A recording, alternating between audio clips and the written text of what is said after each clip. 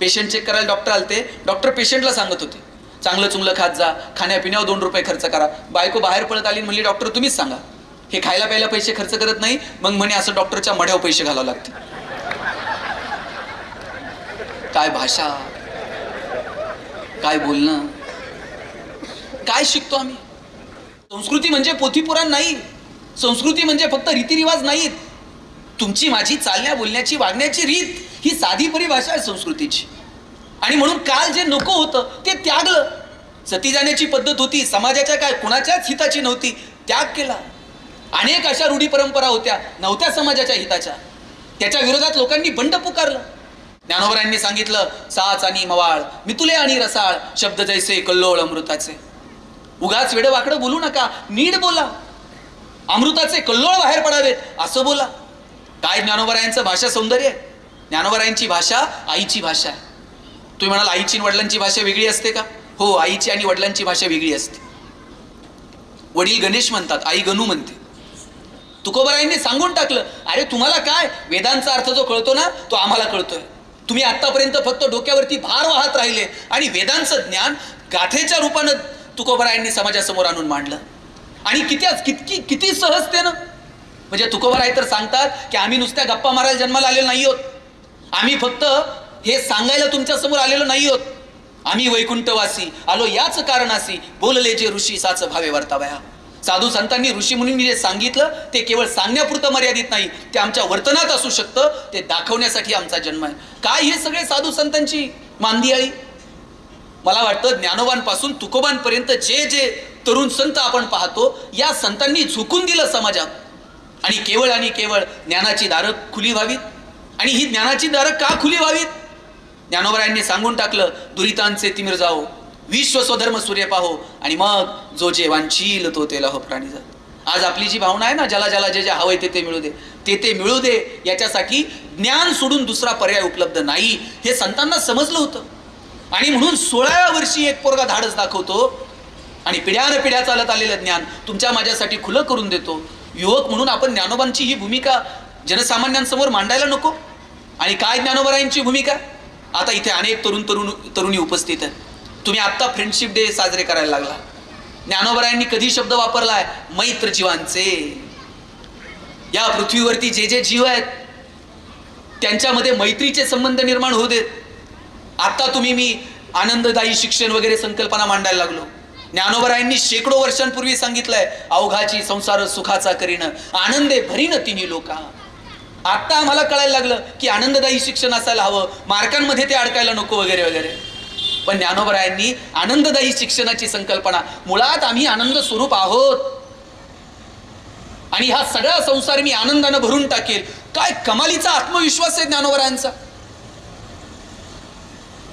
मागच्या काळातील एक युवक म्हणून जर तुम्ही ज्ञानोबांकडे बघत असाल तर मला ज्ञानोबांच्या आत्मविश्वासाची कमाल वाटते. इथं कुणी असं शिक्षक आहे का की त्यांनी सांगावं की उद्यापासून तुमची मुलं आमच्याकडे आणून ठेवा आणि त्यांचं कल्याण झालं म्हणून समजा? ज्ञानोबांचा आत्मविश्वास तुम्ही बघा, काय म्हणतात ज्ञानोबराय? तरी अवधान ऐकले दीजे, मग सर्व सुखाची पात्र होईजे, हे प्रतिज्ञोत्तर माझे उघड आहे का. ज्ञानोबराय सांगतात, एकदा फक्त माझ्याकडे लक्ष देऊन बघा आणि मी प्रतिज्ञा घेऊन सांगतो, सगळी सुख तुमच्या दारात लोळून घेतील. काय आत्मविश्वास आहे ज्ञानोबरायांचा. आज आम्ही कम्युनिकेशन स्किल वगैरे गप्पा मारतो, मोठमोठे आम्ही वर्कशॉप घेतो, पर्सनॅलिटी डेव्हलपमेंट, सॉट ॲनालिसिस वगैरे वगैरे, गोंडस नावं आपण त्याला देऊन टाकली. पण ज्ञानोबरायांनी शेकडो वर्षांपूर्वी सांगितलं, बाबांनो नीट बोला. आज आम्ही सांगतो की कम्युनिकेशनचे हे इटिकेट्स आहेत, हे मॅनर्स आहेत. ज्ञानोबरायांनी सांगितलं, साच आणि मवाळ, मितुले आणि रसाळ, शब्द जैसे कल्लोळ अमृताचे. उगाच वेड वाकडं बोलू नका, नीट बोला. अमृताचे कल्लोळ बाहेर पडावेत असं बोला. काय ज्ञानोबरायांचं भाषा सौंदर्य आहे. ज्ञानोबरायांची भाषा आईची भाषा आहे. तुम्ही म्हणाल आईची आणि वडिलांची भाषा वेगळी असते का? हो, आईची आणि वडिलांची भाषा वेगळी असते. वडील गणेश म्हणतात, आई गणू म्हणते. वडील बाळासाहेब म्हणतात, आई बाळू म्हणते. आई उकार लावते साहेब.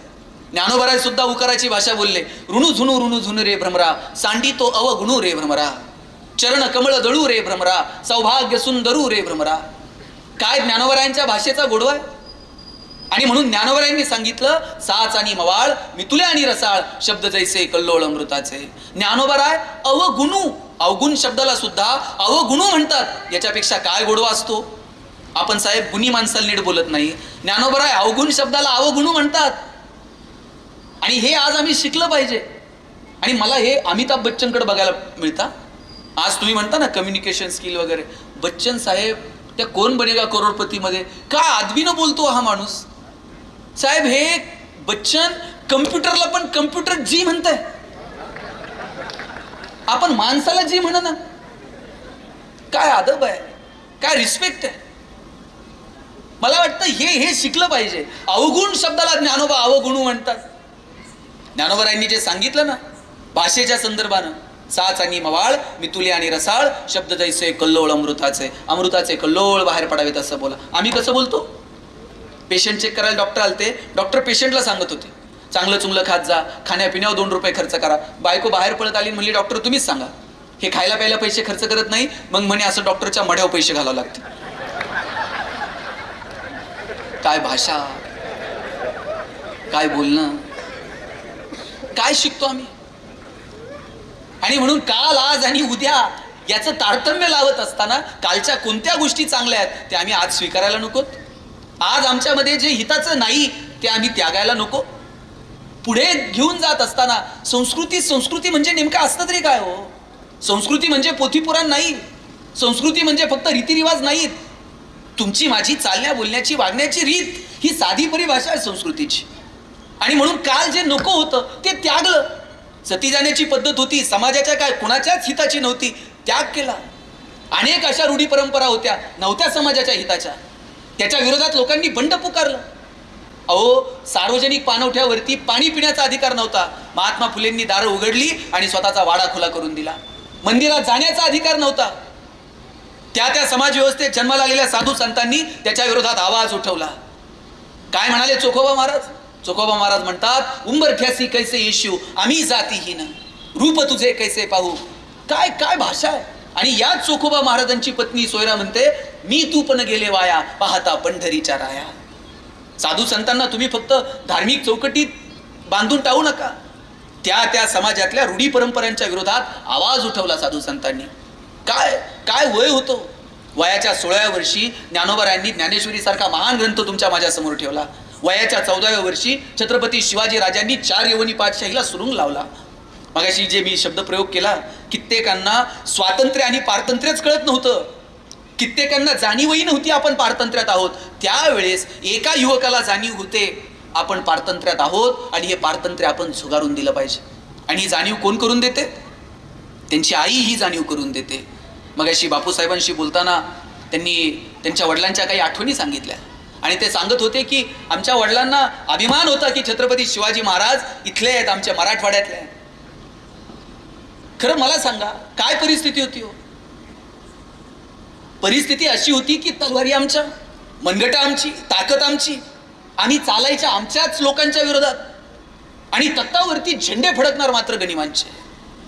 आणि अशा परिस्थितीमध्ये जिजाऊ साहेबांना वाटलं, लखोजी जाधवांची कन्या, जिजाऊ साहेबांना वाटलं की राजे किती दिवस ही निशाणा अशी फडकत राहणार.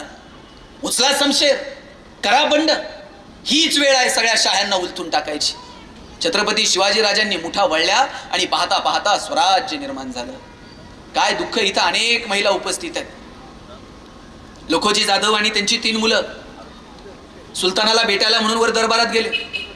मुजरे जडले. सुलतानानं मुजरा स्वीकारला नाही. दरबार सोडून आत निघून गेला. ठरल्याप्रमाणे लपलेले मारेकरी बाहेर आले. सपासप वार झाले आणि लखोजी जाधव आणि त्यांची 3 मुलं अशी रक्ताच्या थरोड्यात कोसळली. ही बातमी जेव्हा जिजाऊंच्या कानावरती गेली असेल, एक स्त्री म्हणून जिजाऊंची अवस्था काय असेल? आपली आई आणि आपल्या 3 तरुण भावजाया एकाच दिवशी त्यांच्या कपाळावरचं कुंकू पुसलं गेलं. एखादी आई म्हटली असती शुभा आता या लोकांच्या नादी लागू नका, यांच्याबरोबर जुळतं मिळतं करून घ्या, सुपा परगाना अजून थोडीशी जहागिरी वाढवून घेऊ आणि शांततेत पुढचं आयुष्य जगू. खेडोजी राजांची पत्नी गनिमानं उचलून नेली. सरदारांच्या घरात जन्माला आलेल्या स्त्रियांची ही अवस्था जर असेल, सर्वसामान्य कुटुंबात जन्माला आलेल्या मुलींची, लेकीबाळींची काय अवस्था? आणि त्यावेळेस जिजामाता स्वतःच्या अंतर्मनात डोकावून बघतात, आपल्या लेकराला मोठं स्वप्न दाखवतात आणि सांगतात राजे हीच वेळ आहे या सगळ्या शाह्यांना उलथून टाकायची. एक आई आपल्या मुलाला स्वप्न दाखवते, लिंबू टिंबू पोरं गोळा करतात, त्यांच्या हातात समशेरी देतात आणि पाहता पाहता स्वराज्य उभं राहतं. काय एक से बडकर एक तरुण जन्माला आले. कोंडाणा घ्यायला सांगितला, तानाजीला कळलं. तानाजी म्हटले लग्न बाजूला, राजा मी जातो लढायला. काय काय भावनेनं पेटून गेलेले युवक होते की राजा तुम्ही नाही जायचं, आम्ही असताना तुम्ही लढायला जाणार. पोराचं लग्न बाजूला ठेवलं आणि स्वतः तानाजी लढायला गेले.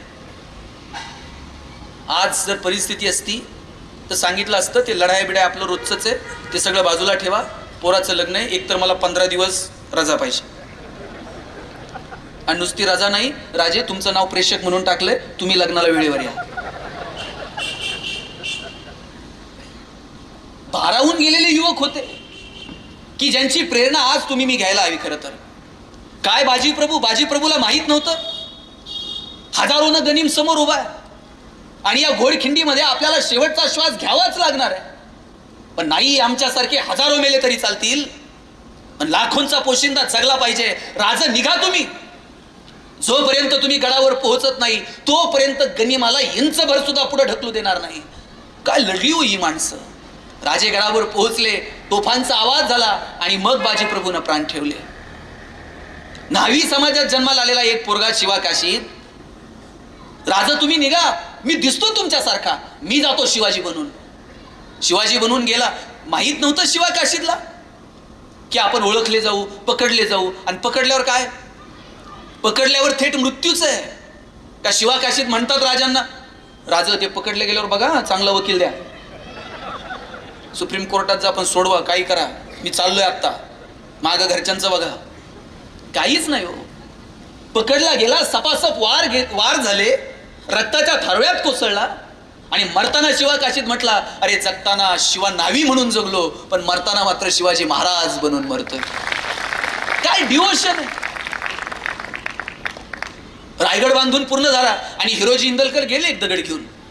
राजा दगडावर नाव लिहिलंय, हा दगड शेवटच्या पायरीला लावायची परवानगी द्या. राजांनी विचारलं काय लिहिलंय. लिहिलं होतं सेवेच्या ठाई तत्पर हिरोजी इंदलकर. राजे म्हणतात, हिरोजी दुर्ग तुम्हीच बांधला, मग खालच्या पायरीला का, वर लावा की कमानीवर.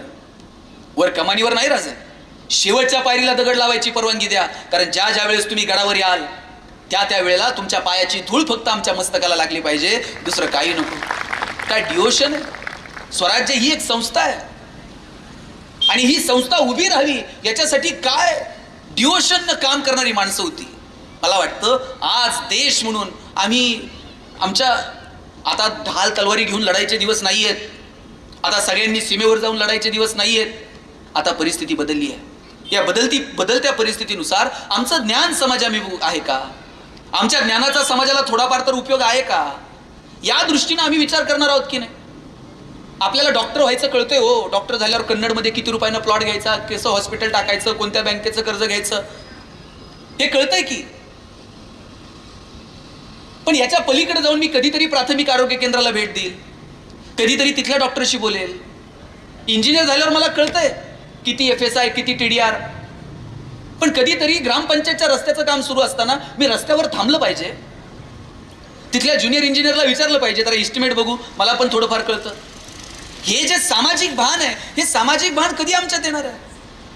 हे सामाजिक भान आमच्यामध्ये आलं पाहिजे आणि हे सामाजिक भान येणाऱ्या पिढीमध्ये यावं यासाठी पालक म्हणून, शिक्षक म्हणून आपल्याला एकत्रित प्रयत्न करावे लागतील. आणि यात सगळ्यात महत्त्वाची जबाबदारी जर कुणाची असेल तर शिक्षण आणि कुटुंब या दोन व्यवस्थांची ही जबाबदारी फार मोठ्या प्रमाणावरती आहे. कुटुंब व्यवस्थेमध्ये आम्ही इतके कमालीचे बिझी आहोत की आम्हाला आमच्या मुलांना द्यायला वेळ नाही, मार्कांच्या पलीकडे जाऊन त्यांच्याशी बोलायला वेळ नाही. आणि एज्युकेशन सिस्टीममध्ये आम्ही तर त्यांच्या मागे लागलोय, काही कर, ही एक्झाम क्रॅक करायची आहे, एवढी एवढी नोकरी लागली पाहिजे आणि तरच तुझं लग्न होते. आणि मग शिक्षण हे माणसाच्या प्रगतीचं, त्याचं जगणं समृद्ध करणारं, त्याचं जगणं सुंदर करणारं एक साधन आहे. पण ते केवळ आम्ही नोकरीशी नेऊन जोडलं. आणि कुटुंब व्यवस्थेमध्ये आम्ही फक्त प्रॉपर्टी आणि या सगळ्या गोष्टींमध्ये आमची प्रगती मोजायला लागलो. कुणी कुणाशी बोलायला तयार नाही, कुणी कुणाशी ऐकायला तयार नाही, एकमेकांमधला संवाद हरपत गेला. लोक कमालीची बिझी आहेत, इतके बिझी आहेत. परवा तर मला एक जण म्हटला, मी इतका बिझी आहे मला श्वास घ्यायला वेळ नाही. म्हणलं सोडून दे, हल्ली कुणी कुणाकडे जायला मोकळं नाही साहेब. आठवतंय का कुणी कुणाच्या घरी मुक्कामी गेलेलं? पूर्वी लोक एकमेकाच्या घरी मुक्कामी जायची. आता कुणीही कुणाकडे मुक्कामी जात नाही. आमच्या वडिलांची आत्या आमच्याकडे मुक्कामी यायची आणि आत्या जर मुक्कामी आली तर सगळं घर रात्रभर गप्पा मारत बसायचं. आत्या जर 2 दिवस थांबली आणि तिसऱ्या दिवशी जायला निघाली, सगळं घर तिला इष्टीला वाट लावायला जायचं. आत्या इष्टीत बसली आणि आत्यानं नुसता येते म्हणून हात केला, सोडवायला आलेल्या लोकांचे डोळे पाणावत होते. एवढी माणसं भावनिक होती साहेब. आता मी बघतो लोक अंत्ययात्रेला जातात, अंत्यविधीला जातात, तिकडं प्रेत जळत असतं आणि इकडं लोक मोबाईलमध्ये खेळत असतात. कधी उरकते कुणाच ठाऊक म्हणते. आम्ही कमालीची बिझी आहोत. त्यामुळे विस्कळीत कुटुंब पद्धती आणि फक्त गुणपत्रिकेची सूज म्हणून शिक्षणाकडे बघणारी शिक्षण व्यवस्था, ही 2 मोठी आव्हानं आजच्या तरुणांच्या समोर आहेत. आणि म्हणून या आव्हानांना जर पेलवायचं असेल तर एकत्रित सामूहिक प्रयत्नांची गरज आहे. इथं बसले जे तरुण तरुणी आहेत, शिक्षणाकडं केवळ नोकरी म्हणून बघू नका, केवळ उदरनिर्वाहाचं साधन म्हणून शिक्षणाकडे बघू नका. याचा अर्थ उदरनिर्वाहाकडे बघायचं नाही या मताचा मी नाही, पण शिक्षणाचा केवळ उद्देश उदरनिर्वाह आहे असं समजू नका. झुकून द्या स्वतःला याच्या अर्ध्या वर्षामध्ये. जेवढा अभ्यासता येईल तेवढा अभ्यासा. डोळे विस्पारून जगाकडे बघा. तुमच्या वयातली जगभरातली मुलं काय वाचतायत, काय अभ्यासतायत ते बघा. तुमच्यासाठी इतकं सुसज्ज असं ग्रंथालय, एका क्लिकवरती जगातली सगळी माहिती तुमच्या समोर उपलब्ध आहे. फायदा या सगळ्या सुखसुविधांचा. काळ आणि वेळेनुसार तुम्ही बदललं पाहिजे. जाहिरातींचा जमाना आहे. तुमचं खणखणीत नाणं बाजारात वाजून विकता आलं पाहिजे. परदेशातून आलेल्या कोल्ड्रिंक कंपन्यांनी धमाका केला. आता तरी ते कोल्ड्रिंकचं पेव जरा कमी कमी होत चाललंय. पण एक काळ होता कोल्ड्रिंक कंपन्यांनी पार सगळं, उन्हाळ्यात तर काय विचारू नका. अहो लग्नाकार्यात सुद्धा 1 बाटली 2 स्ट्रॉ, फोटोग्राफर फोटो काढायचा, कोल्ड्रिंकचा फोटो ते अल्बममध्ये. यांचे सगळ्यांचे अल्बम चेक करा, 100% असतोय. परदेशातून आलेल्या कोल्ड्रिंक कंपन्यांनी सगळं बाजार कॅप्चर करून टाकला. आम्हाला आमची सोलकडी, आम्हाला आमचं लिंबू सरबत, आम्हाला आमचा उसाचा रस, आम्हाला आमचं ताक, आम्हाला आमची लस्सी जगभरात नाही पोहोचवता आली. कारण या पोरांना आम्ही उद्योग व्यवसायाची कौशल्य देऊ शकलो नाही. काय त्या कोल्ड्रिंक कंपन्यांच्या जाहिराती, कुछ तो तूफानी करते हैं, डर के आगे.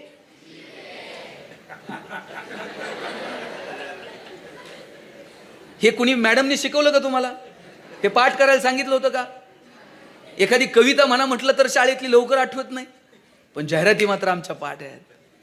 30 सेकंदात त्यांना त्यांचं प्रोडक्ट पोरांपर्यंत पोहोचवायचं आहे. या सगळ्या पोरांपर्यंत त्यांनी त्यांचं प्रोडक्ट 5-10 सेकंदामध्ये पोहोचून टाकलंय. हे कौशल्य आहेत साहेब. हे कौशल्य पोरांना आली पाहिजेत. एक काळ होता, रविवारी मराठी पिक्चर लागायचा 4 वाजता. धूमधडाका, थरथराट, लक्ष्मीकांत बेर्डे, अशोक सराफ, मध्येच महेश कोठारे यायचा, ओ डॅमेट असं हातावर हात मारून म्हणायचं. आणि मध्ये एक जाहिरात लागायची, लाईफ बॉय है जहा. तुम्हाला आठवते का? लाईफ बॉय है जहा. हा, हे बघा यांची सगळ्यांची पाठ आहे. आम्ही पण लहान होतो, आमच्याही जाहिराती पाठ होत्या. लाईफ बॉय है जहा तंदुरुस्ती है वहा. आणि त्या लाईफ बॉयच्या जाहिरातीमध्ये फुटबॉल खेळणारी पोरं दाखवलेली होती. भारतात कधीतरी साहेब फुटबॉलची क्रेज होती का? क्रिकेटची क्रेज होती. पण लाईफ बॉयनं फुटबॉल खेळणारी पोरं जाहिरातीत दाखवली होती. पण लाईफ बॉयचा जमाना होता, मोनोपोली होती. लाईफ बॉयनं काही जाहिरातीत दाखवलं तरी बघावं लागायचं, एवढं मार्केट लाईफ बॉयचं होतं. लोक दुकानात जाऊन साबण द्या नव्हती म्हणत, लाईफ बॉय द्या म्हणायची. त्यानंतर लक्स मार्केटमध्ये आला. राजा हिंदुस्तानी पिक्चर आलेला. करिश्मा कपूर एकदम फॉर्ममध्ये होती. लक्सनं करिश्माला ब्रँड अँबॅसेडर करून टाकलं. इकडं लक्सची ब्रँड अँबॅसेडर करिश्मा झाल्यावर फुटबॉल खेळणाऱ्या पोरांकडे कोण बघतंय का? लक्सचा जमाना आला. लाईफ बॉयला कळालं मार्केटमध्ये जर टिकायचं असेल तर लाल रंगाचा ठोकळा साबण उपयोगाचा, आपण पण गुळगुळीत साबण आणला पाहिजे. लाईफ बॉयनं लाईफ बॉय गोल्ड नावाचा साबण बाजारात आणला. आणि जाहिरात कोण करत होतं? कॉलेजचा एक मुलगा आणि मुलगी. मुलगी रागात उतरते, निघून जाते. मुलगा विचारतो काय झालं? ती म्हणते पसीने की बदबू से परेशान. पोरगा घरी जातो, लाईफ बॉय गोल्ड आंघोळ करून येतो. लाईफ बॉयला कळलं करिश्माच्या कॉम्पिटिशनला कॉलेजची पोरपुरी दाखवली पाहिजे. मागच्या 2 वर्षामध्ये एक तरी साबण जाहिरात करत होता का? आमचा साबण सुगंधी आहे, आमचा साबण वापरल्यावर तुम्ही गोरे व्हाल. एकही साबण कोरोनाच्या काळात कुणाला गोरं व्हायचं पडलं होतं? प्रत्येक साबण एकच जाहिरात करत होता, 99.9% कीटाणू से मुक्ती. कळालं जाहिरात कंपन्यांना, आता गोरं बिरं दाखवायचा उपयोग नाही. मला मोतीचं तर अजून कळलेलं नाही साहेब, वर्षभर कुठं असतंय कुणास ठाऊक. ते दिवाळीलाच येत आहे. उठा उठा.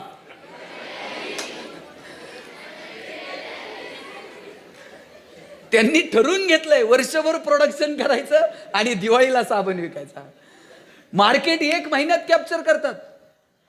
हे बदलते ट्रेंड आम्ही पोरांसमोर सांगायला नको का? या पोरांना आठवड्यात एखादं अवांतर पुस्तक वाचायला सांगा. ग्रंथालयाचे टीचर कोण आहेत काही ते? ग्रंथालयाच्या मॅडमनी ना पोरांच्या वाचनावर भर दिला पाहिजे. या पोरांनी आठवड्यातनं महिन्यातनं एखादं पुस्तक वाचलं पाहिजे आणि वाचून झाल्यानंतर ते वर्गात प्रेझेंट करायला लावलं पाहिजे. पोरं बोलली पाहिजे. तो त्यांना आपली पोरं हुशार आहेत पण प्रेझेंटेशन स्किल नाही, अवांतर वाचन नाही, दुसरं काही ज्ञान मिळवण्याचे सोर्सेस नाहीत. आता प्रत्येकाच्या हातात मोबाईल आहे, मोबाईलवरती बुक आहेत, पण आम्ही ते पुस्तकं मोबाईलवर वाचतच नाहीत. Online gaming, Facebook, WhatsApp, social networking, गुगलवरती आम्ही काय सर्फ करतो. 2-2, 2.5 वर्षाच्या पोरांच्या हातात आम्ही मोबाईल देऊन टाकले आणि बाप असं कौतुकानं सांगतंय ना, मला कळत नाही ते त्याला कळतंय म्हणते मोबाईल. पोरं मैदानावर खेळत नाहीत साहेब. आम्ही जर खेळायला गेलो, आई काठी घेऊन यायची, बाद झालं खेळायचं, चला अभ्यासाला बसा. आता पोरं मैदानावर जाऊन मोबाईल खेळतात. आईला सांगावं लागतंय मोबाईल ठेव, मी 4 उड्या मारते, तू 2 तर मार. कुठं कार्यक्रम आहे काय सर्व? आता आहे का? हां, साहेबांचं जरा टाळ्या वाजून सगळेजण स्वागत करा.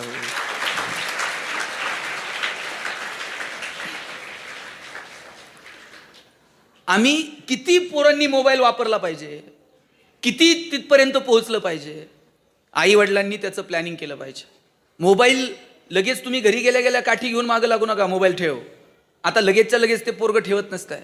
मोबाईल हातातून काढून घेत असताना त्याच्या हातात आम्हाला काय देता येईल, एखादं पुस्तक, एखादं खेळणं, काही क्रिएटिव्ह खेळणी तयार करता येतील का की ज्याच्यात मुलं रमतील.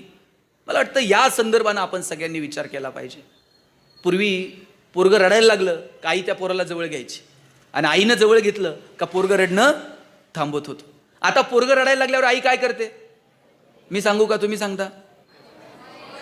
जरा मोठ्याने सांगा. ऐकलं का? पोरांच्या हातात मोबाईल दिला कोणी? ते पोटातून येतानाच घेऊन आलंय का त्याच्या 5वीला सटवायच्या ऐवजी मोबाईल पुजला होता? आपण कामात आहोत, आपण व्यस्त आहोत. त्यांनी विचारलेल्या प्रश्नांची उत्तर द्यायला आपल्याला वेळ नाही. पोरगं काही गडबड करायला लागलं का आपणच धर मोबाईल, मी जरा कामात आहे. आपण सवयी लावल्यात. पोरं हुशार आहेत. आपण जसं सांगू तसं मुलं वागत नाहीत, आपण जसं वागू तसं मुलं वागतात. आदर्श हे सांगण्यातून निर्माण होत नाहीत.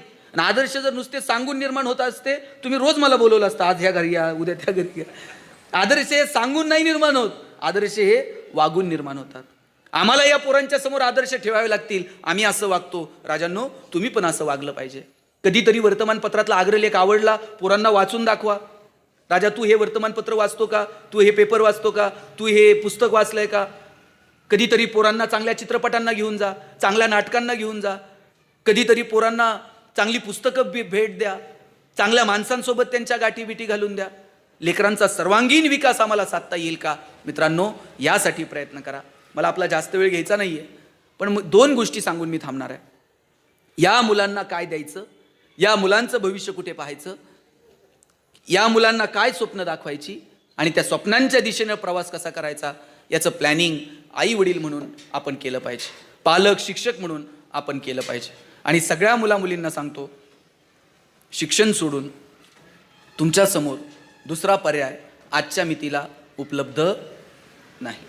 शिक्षणाकडे थोडंसं गांभीर्यानं बघा. या मुलींचं जगणं जर आशिष तुम्हाला शोधायचं असेल ना, ते गृहपाठाच्या वह्यात सापडत नाही. या पोरांचं जगणं जर शोधायचं असेल ना, वर्गपाठाच्या वह्यांची मागची पानं बघायची. मेहंदीचं डिझाईन काढलेलं असतंय, रांगोळीचं डिझाईन काढलेलं असतंय.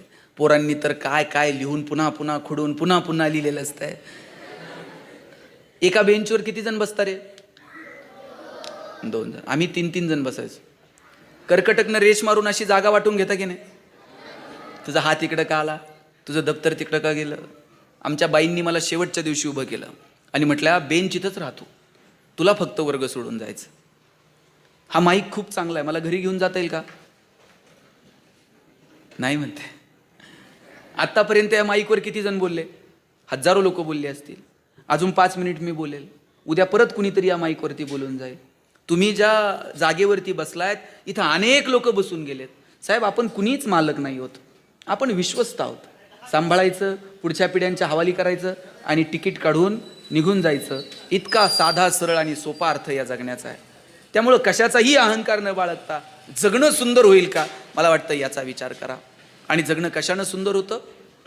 एक तरी कला तुमच्याकडे अशी असली पाहिजे, एक तरी गुण तुमच्याकडे असा असला पाहिजे की ज्याचा समाजाला उपयोग होईल. पु ल देशपांडे, परवा त्यांचं एक भाषण ऐकलं. ते म्हटले, देवानं हसवण्याची कला देऊन मला या जगात पाठवलं आणि जेव्हा माझा श्वास थांबेल आणि मी वरती निघून जाईल आणि ब्रह्मदेवाच्या समोर गेल्यानंतर जर ब्रह्मदेवानं जर मला विचारलं, पुरुषोत्तमा, तुला हसण्याची कला दिली होती, तू जगाला काय वाटून आला? तेव्हा पु ल देशपांडे म्हणतात, मी जगाला काय दिलं याचा हिशोब मी कधीच ठेवला नाही, पण जगानं मात्र मला एक गोष्ट अशी दिली जी देवांच्या बापाला सुद्धा मिळणार नाही. लोकांनी त्यांच्याकडे असणारी एक सुंदर गोष्ट कायम मला देऊ केली आणि ती म्हणजे त्यांचं हास्य.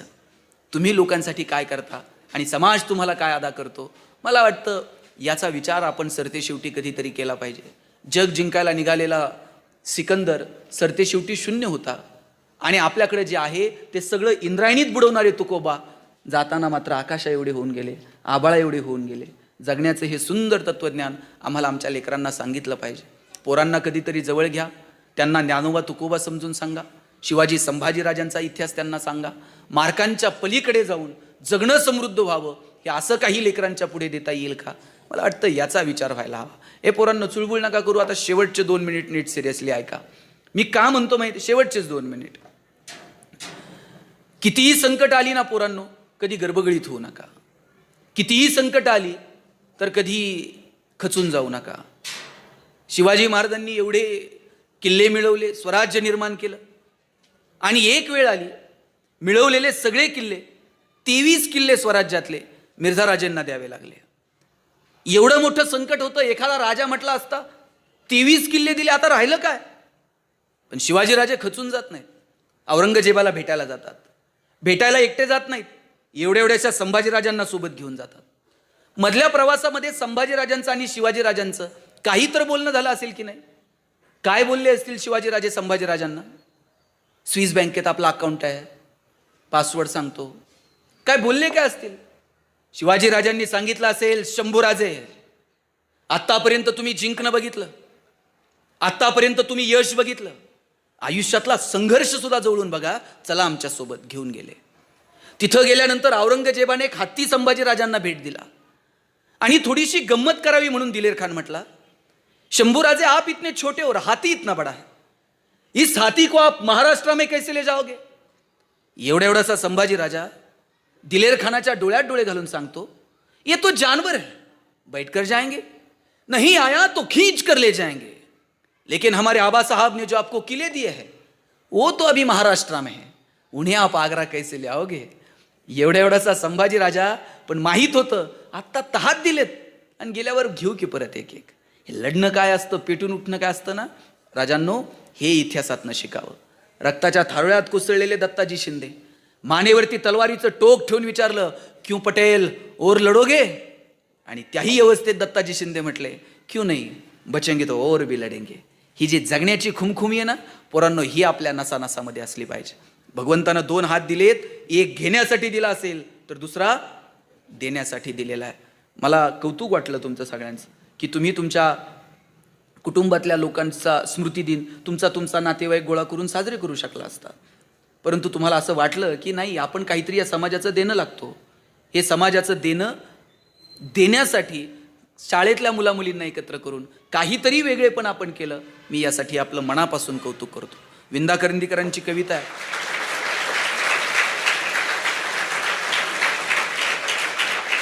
देणाऱ्यानं देत जावं, घेणाऱ्यानं घेत जावं आणि घेता घेता एक दिवस देणाऱ्याचे तोडून घ्यायचे त्याच्या हात. तर त्याच्या हातामध्ये जी देण्याची दानत आहे ती आपल्या हातामध्ये आली पाहिजे. आणि माझा दावा आहे साहेब, आपण जेवढं समाजाला देतो, निसर्ग तुमचं 1 रुपयाचं सुद्धा उसणं ठेवत नाही. ते कोणत्या ना कोणत्या मार्गाने निसर्ग तुम्हाला परत करत असतो. 1 दाणा पेरला तर 1000 दाणे उगवतात, हा निसर्गाचा नियम आहे. आणि म्हणून ती दानत पोरांनो तुमच्यामध्ये ठेवा. शेवटचा 1 मिनिट घेतो. जी पोरं सर्वसामान्य कुटुंबात आहेत, ज्यांची परिस्थिती जरा बेताची आहे, त्यांच्यासाठी मला सांगायचं, गरिबीत जन्माला आला आपली चूक आहे का? गरिबीत जन्माला आलो ही आपली चूक नाही, पण गरिबीत जर आपण मेलो ना, ती मात्र आपली चूक आहे. गरिबीत मरायचं नाही, मोठं व्हायचं. जेवढे पैसे कमवता येतील तेवढे कमवायचे. फक्त एक वाक्य आयुष्यभर लक्षात ठेवायचं, तुकोबरायांनी सांगितलेलं, जोडून या धन उत्तम व्यवहारे. आमचा व्यवहार उत्तम असला पाहिजे. माझे वडील सांगतात, वाईट मार्गाने मिळवलेले पैसे म्हणजे प्रेतावरची फुलं आहेत, हसूही देत नाहीत आणि रडूही देत नाहीत. चांगल्या मार्गाने जेवढं कमवता येईल तेवढं कमवायचं आणि त्याचा आनंद घ्यायचा. परिस्थिती बेताची असेल, रडत बसायचं नाही, मोठं व्हायचं, पण छोट्या छोट्या गोष्टींमधला आनंद घ्यायला मात्र विसरायचं नाही. इथं केडगाव तुमच्या जवळ मी लहानाचा मोठा झालो. अंबिका विद्यालयात मी शिकायला होतो. मी ज्या कॉलनीत राहायचो ना पूर्वींनो, सगळी घरं स्लॅबची होती. आमचं एकटंच घर पत्र्याचं होतं. मी माझ्या आईला म्हणायचो, आई सगळ्यांची घरं स्लॅबची, आपलंच पत्र्याचं का? ती म्हणायची, तुझे वडील शिक्षक आहेत म्हणून घर पत्र्याचं. म्हणलं शासनाचा GR आहे का शिक्षकांनी स्लॅबची घरं बांधायची नाही? ती म्हणायची, कार्ट्या नशिबवान आहेस, पत्र्याच्या घरात जन्माला आला. मी म्हटलं का? ती म्हणायची, बघ घर गरम व्हायला लागलं का तुला कळतं उन्हाळा सुरू झाला आहे, घर गळायला लागलं का तुला कळतं पावसाळा सुरू झाला आहे. शेजारच्या स्लॅबच्या घरात उन्हाळा कळत नाही, पावसाळा कळत नाही. खास ऋतूंची ओळख व्हावी म्हणून भूगोल शिकवणाऱ्या तुझ्या बापानं असलं मॉडेल उभं केलंय म्हणायची. पैसे नव्हते. लवंगी फटाकड्याचा पुडा जर दिवाळीला आणला ना, अख्खी लड कधी एक खटी वाजवली नाही. एक फटाका सुट्टा करून वाजवण्यातली मजा काय असते ती जवळून अनुभवली.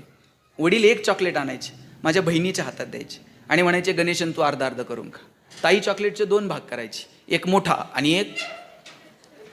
ताई चॉकलेटचा छोटा भाग स्वतःला ठेवायची, मोठा भाग मला द्यायची. चॉकलेट छोटं होतं पण आभाळा एवढा संस्कार करून गेलं. मोठ्या लोकांनी मोठ्या गोष्टी मोठ्या मनानं छोट्या लोकांना द्यायच्या असतात. मला वाटतं तीच जगण्याची प्रेरणा तुमच्यामध्ये ठेवा. मस्त रहा, हसत रहा, आनंदानं रहा आणि इतके मोठे व्हा की तुमच्या आईवडिलांना आणि आम्हाला सगळ्यांना तुमच्यासाठी टाळ्या वाजवायला लागल्या पाहिजे. तुम्हा सगळ्यांना तुमच्या भावी आयुष्यासाठी मनापासून शुभेच्छा देतो. कैलासवासी मुरलीधरजी रासकर, कैलासवासी गणपतरावजी आगरकर आणि कैलासवासी सौ दीपालीताई आगरकर यांना सगळ्यांना आपल्या सगळ्यांच्या वतीनं त्यांच्या पवित्र स्मृतींना अभिवादन करतो आणि थांबतो. रामकृष्ण.